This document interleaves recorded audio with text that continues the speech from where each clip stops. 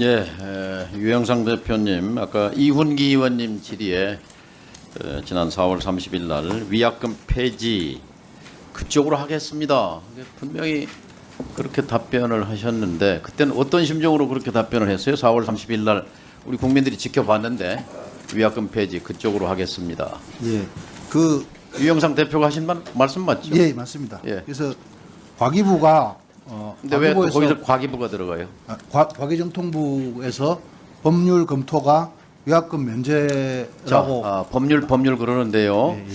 소비자와 사업자 간의 서비스를 구매할 때 계약서는 국가의 헌법과 같습니다. 그렇잖아요? 예, 소비자가 사업자에게 서비스를 구매했을 때 계약서의 약관, 예, 그 이상의 최고 규범이 없잖아요. 그거는 국가의 헌법과 같아요. 예. 그리고 정부에 신고한단 말이에요. 과기정통부에. 예, 예, 정통부는 그러면 헌법재판소 같은 거예요. 예. 이 약관에 대해서 그 해석하는 건데, 자, 이 과기부가 위약금 면제하라고 그러면 하겠다. 이렇게 말하고, 과기부는 뭐 아직 검토를 좀 더 해봐야 되겠다. 이렇게 말하는데, 사실 정부에서는 과기정통부에서는 약관 그 지켜라 이렇게 말해야 하는 것이 상식 아닙니까, 우리 유 장관님? 약관이 예. 있단 말이에요. 아까 저 박정훈 의원님이 PPT 띄웠는데 43조 4항 회사의 귀책 사유가 있을 때는 위약금 면제한다라고 돼 있단 말이에요. 그럼 예, 약관 저도 알고 지켜라 있습니다. 하면 되는 건데 헌법재판소가 헌법 위반이냐 아니냐 이렇게 판단해서 대통령 윤석열을 파면한다. 그게 상식이란 말이에요. 그럼 약관에 있으면 약관 지켜라 이렇게 말하면 간단한데 그것을 로펌을 자문을 구하고 법률 검토가 안 끝났다 이렇게 말하는 것은 우리 국민 상식에 벗어난단 말이에요. 우리 장관님 어떻게 생각하세요? 예, 그런 지금 이게 귀책 사유가 있냐의 그 상세한 내용에 대한 검토가 필요하다.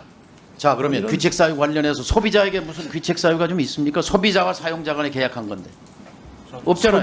그거는 소비자는 무죄잖아요. 없죠. 없습니다. 무죄예요, 예, 무혐의예요. 예, 예? 그럼 날벼락 맞은 건데 그러면 사업자 귀책 말고는 없잖아요. 그러면 정부는 심판관인 정부는 약관 지켜라 하면 될 일인데 왜 이렇게 뭐 복잡합니까? 뭘 검토하는데요? 법률에 무슨 법에 뭔 조항을 검토하고 있습니까? 그러니까 이렇게 우리가 위약금 면제를 하라라는 그런 아니 약관 지켜라 하면 되는 거죠. 위약금을 면제하라든지 말든지 간에 약관 맺었으면 그게 헌법인데 헌법 지켜라 이렇게 말하면 되죠. 왜 못합니까? 의원님 그게 그렇게 단순하지는 않다고 판단됩니다. 단순하지 않아요? 예, 예. 약관 신고만 받잖아요. 약관 심사하는 것도 아니고 신고 접수했을 뿐인데 너희들이 신고한 약관 지켜라 하면 되잖아요. 사업자한테. 예, 그래서 위약금을 면제하라라고 얘기하는 것이 면제하라라고 그러는 게 아니라 약관 지켜라 이렇게 말하는 것이 어렵습니까? 단지 정통부는 약관을 신고받았을 뿐인데. 네, 의원님, 그건 장관님 약관은 말씀하세요. 반드시 지켜야 될 건입니다. 그렇죠? 약관 네, 지켜야죠. 약관은 반드시 지켜야 그렇게만 됩니다. 말씀하세요. 예, 약관은 반드시 SKT 지켜야 약관 되고. 지켜라 이렇게 예. 말하면 되는 거고요. 자, 유영상 대표님. 예, 위약금 면제는 시혜가 아니잖아요. 귀책이 명백한 사업자가 책임을 지는 최소한의 조치인데 지금 SKT는 번호 이동 또는 해지하는 고객에게 위약금 고지서를 날리고 있어요.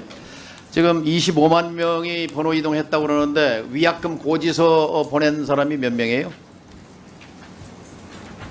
그 중에 일부는 일부 몇 명입니까? 25만 명이 지금 번호 이동 내지는 해지를 했는데 위약금 내라 하고 고지서 보낸 게 몇 명이에요? 제가 정확하게 숫자는 담당자 알고 있지 대답해 못합니다. 보세요. 25만 명 중에 몇 명에게 지금 위약금 고지서 보냈습니까? 실무자 없습니까? 확인해서 말씀드리겠습니다. 예, 그 알려주시고요. 그 다음에 계속 그 언론 보도에 이제 위약금 면제하면 500만 명, 250만 명이 빠져나간다, 매출액 7조가 손해다 이런 것만 뜨는데 아까 이훈기 의원 질의에 분명히 말씀하셨어요. 250만 명, 10배. 지금까지 나간 25만 명에서 250만 명이 나갈 거고 그렇게 되면은 위약금은 2,500억 정도 된다. 그러니까 위약금 2,500억 손해예요. 그런데 이걸로 해서 이번에 국민들이 받은 충격과 그 피해에 상응하는 그 사업자의 부담이라면 저는 SKT가 2,500억 정도는 부담해야 한다라고 생각합니다. 그런 그 정서를 갖고 있습니다. 그런데 자꾸 뭐 7조가 어떻다 하는 것은 그것은 국민에 대한 협박이라고 생각합니다. 정확하게 250만 명 빠져나가면 위약금 2,500억 맞잖아요. 최소 250만 명이고 예. 최대 뭐 저희는 500만 명 정도로 생각하고 있고요. 근데 위약금만 해당되는 그러니까 매출을 것이 아니라 얘기가 아니고 매출에 위약금 대한 면제로 해서 발생하는 건 2,500억이니까 앞으로 2,500억을 얘기하시기 바랍니다. 그로 인한 매출이 저희가 최대 7조라고 말씀드렸습니다. 매출 그렇게 손실. 과장하시면 안 되고요. 그다음에 그 우리 장관님 네. 저 정보 보안의 주무 관서가 어디입니까? 정보 보안에 관해서는 저희도 이통사와 관련해서는 주무부서입니다. 예, 또 예산을 관련된 주로 쓰는 계보에도 기관이 있고. 어디예요? 네, 예산을 주로 쓰는 기관은 키사지요. 네 그렇습니다. 키사 원장님, 키사는 영문 이름과 한글 이름이 좀 매칭이 안 되는 것 같아요. 영문 이름은 뭐죠? 키사? 코리아 인터넷 코리아 인터넷 시큐리티 시큐리티 에이전시입니다. 에이전시. 예. 그걸 저 한글로 번역하면 뭐가 돼요? 한국정보보건입니다. 한국정보보호원. 예. 그런데 지금 키사의 한글 이름은 뭐죠? 한국인터넷진흥원. 인터넷진흥원이죠. 네. 안 맞아요. 인터넷진흥원하고 키사하고 인터넷 시큐리티 에이전시가 어떻게 인터넷진흥원입니까? 이거 저 이름 바꿔야 되는 거 아니에요? 야, 그래도 우리 장관님 어떻게 생각하십니까? 키사 네, 인터넷 시큐리티 에이전시인데 인터넷진흥원이라고 통한단 말이에요. 명함 들고 댕겨요. 이거 아니잖아요. 예, 조금 뭐 영문하고는 조금 안 그렇죠? 맞는 영문이 정확한가요? 한글이 정확한가요? 한글이 정확한. 한글이 정확해요? 인터넷진흥원이 정확합니까? 자, 키사 사업비 예산이 얼마예요? 올해 저 이상중 원장님.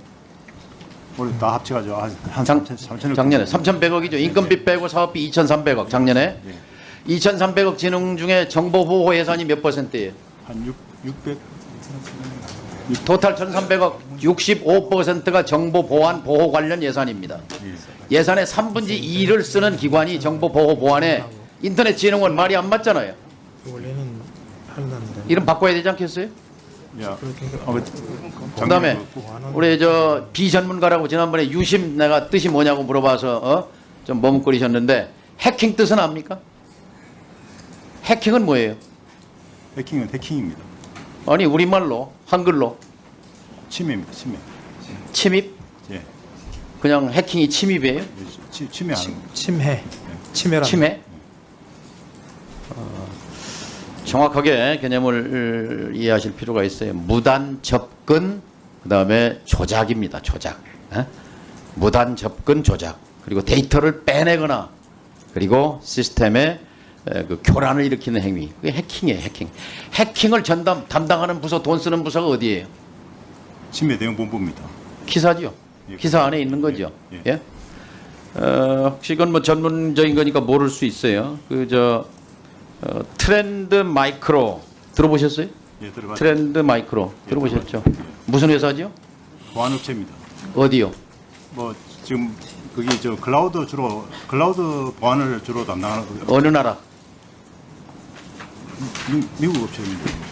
예, 미국의 제1보안업체인데요. 지난 4월 14일 날 뭐라고 발표했냐? 최근 한국, 홍콩, 이집트 등의 통신, 금융, 소매 부문을 대상으로 한 공격이 관찰됐다 이랬어요. 4월 14일 날. 그리고 4월 18일 날 SKT의 이 백도어 해킹이 이제 보고됐는데요. 자, 민관 합동 조사에서 이 SKT 해킹에 사용된 악성 코드가 BPF 도어라고 민관 합동 조사에서 발표했어요. BPF는 뭐의 약자입니까?